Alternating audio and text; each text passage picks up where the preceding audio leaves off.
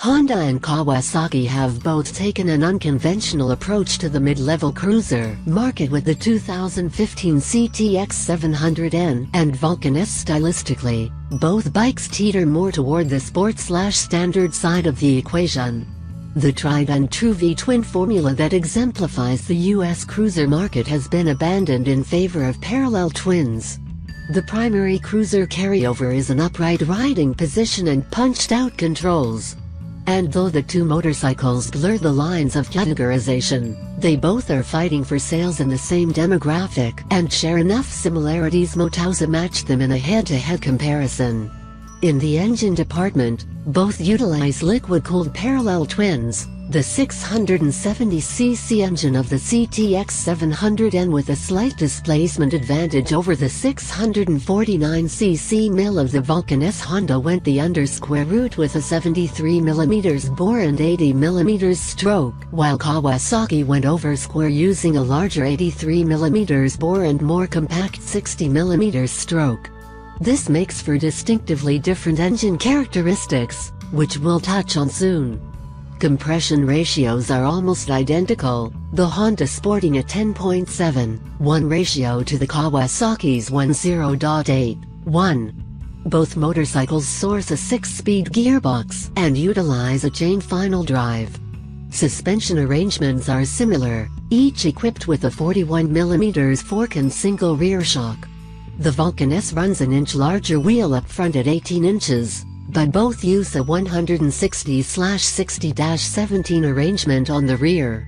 Out on the road we enjoy the surge of power delivered with the first crack of the Honda's throttle, and off the line the CTX has an edge on the Vulcan. Throttle response is immediate and gratifying, as fueling on the CTX700N is crisper and cleaner than the Kawasaki's more abrupt throttle response and choppier fuel delivery.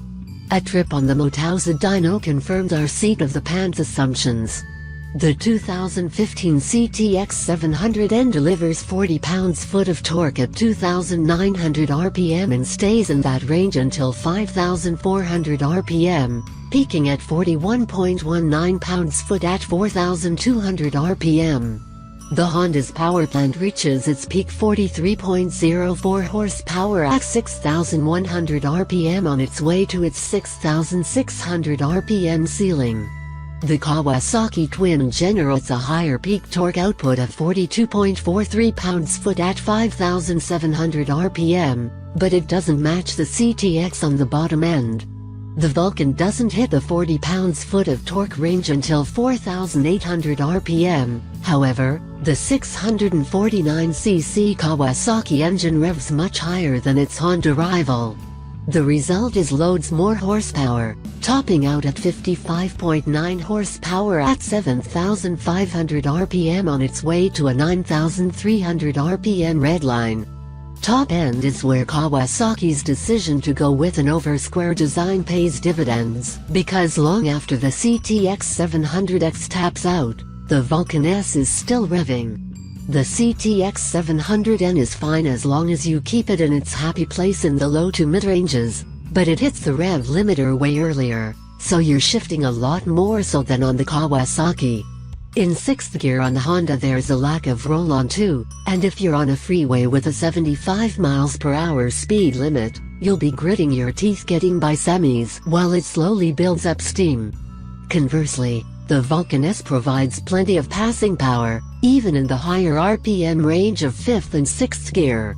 The CTX700N engine has a nice amount of pull at the initial application, noticeably snappier than the Vulcan S. The rev range is limited to maintain that pull though, and drop-off is dramatic before reaching the red line, which comes quickly. First gear seems to cut out far too soon, and power shuts down abruptly if you tip the needle past the rev limit.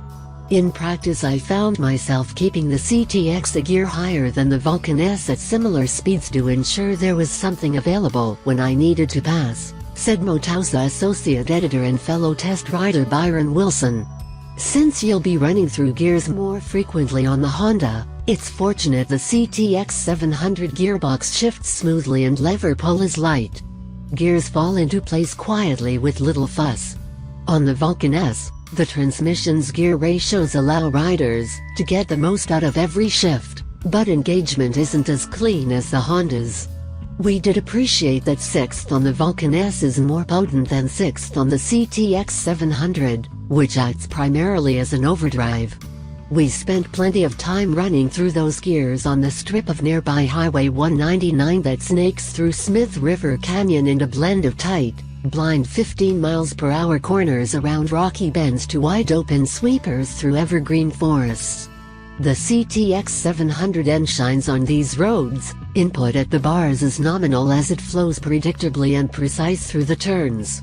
The Vulcan S is able to keep pace, but requires more work at the bars to keep it online. Both exceed typical cruiser levels of capability, but the Honda executes turns with less fuss and greater stability. One of the reasons for this is the CTX700N's fork being set at a sportier rake angle of 27.7 degrees compared to the Vulcan S setting of 31 degrees. The CTX700N is also slightly more compact than the Kawasaki, its 60.2-inch wheelbase 1.8 inches shorter than the Vulcan S. The Honda IS-1 6.5 pounds lighter as well, tipping our scales with a curb weight of 483 pounds. Another barometer that tips the handling equation in favor of the Honda is both Wilson and I found the suspension on the CTX700N to be the better sorted of the two. Suspension-wise, the CTX700N felt plusher than the Vulcan S. It soaked up bumps well at lower speeds and is surprisingly adept in the twisties. It holds its line well and really encourages the rider to lean a bit more and carry more speed through the next corner. It carries its weight low and takes only the slightest input to dip into turns, said Wilson. That said, the fork on the CTX700N is soft, most noticeably at higher speeds. The ProLink shock on the rear is sprung better and soaks up bumps well as it has a 1.1-inch advantage in travel compared to the Vulcan S with a 225-pound rider on board. The Kawasaki's single Kayaba laydown shock is frequently taxed to the limits of its range. On slow rides, through town for example, the suspension felt a bit rigid on the Vulcan S. You're going to feel all the imperfections on the road. The setup could be refined at higher speeds as well. During one of our longer rides I squared up a bump in the road and was popped out of the seat as the back end rolled over the obstacle, added Wilson. The advantage in handling is somewhat surprising considering the Vulcan S feels smaller, lower and more compact than the Honda. Yet the only one of those three impressions that is measurably true is it does sit lower with a laden seat height of 27.8 inches. Being a bit more in the bike as opposed to on makes the Vulcan S a better freeway bike, because riders don't get blown around as much as they do on the CTX700N. Between the stretch to the footpegs and higher positioning, riders get jostled around more at highway speeds on the Honda. One of the selling points of the Vulcan S is its Ergo Fit System and the ability to tailor it to a rider's preference through a combination of 2 handlebar options, 3 seat options, reduced reach, mid, extended, and 3 footpeg positions, rear, mid, forward. This helps establish the Vulcan S as the motorcycle of choice for all-day riding. The seat on the CTX700N is wide and thickly padded, making for a comfortable ride for the first 100 miles or so. Any longer than that, though, and the padding gets soft and pressure points mount in the tailbone. Because of the buffeting factor, Wilson noted that longer stints in the Honda's saddle at higher speeds left his hips and shoulders feeling fatigued as well. The Vulcan S has a relaxed, comfortable cockpit that provided a full day's ride without any problems.